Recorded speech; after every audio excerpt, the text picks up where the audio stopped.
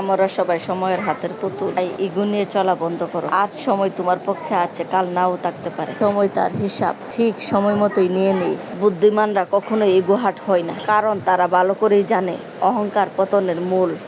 Hi everyone, আসসালামু আলাইকুম। কেমন আছেন আপনারা? আশা করি ভালো আছেন। আমিও আপনাদের দয়ায় অনেক ভালো আছি। হঠাৎ করে বাসায় স্পেশাল মেহমান চলে আসছিল। কি করব না করব কিছু ভেবে পাচ্ছিলাম না, কারণ তারা হঠাৎ করে এসে আমাদেরকে সারপ্রাইজ দিয়ে দিল। মেহমান বলতে আমার ননাসের মেয়ের জামাই ও আমার হাজবেন্ডের বাইগনা বাগনি এসেছিল।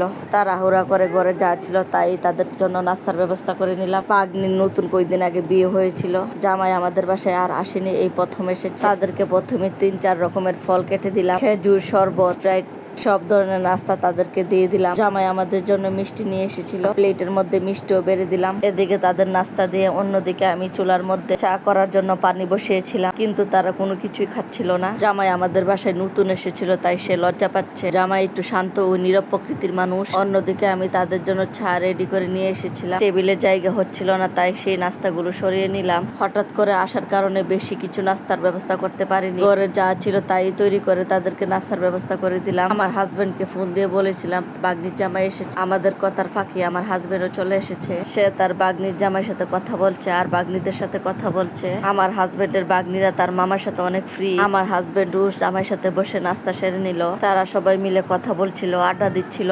আমি বারবার বলছিলাম রাত্রে খাওয়া দাওয়া করার জন্য, কিন্তু তারা রাজি হলো না। তারা খুব অল্প সময় নিয়ে এখানে এসেছিল। আমি বারবার বলছিলাম কেন বলে আসলো না, কিন্তু তারা বলছিল ঝামেলা হবে বলে।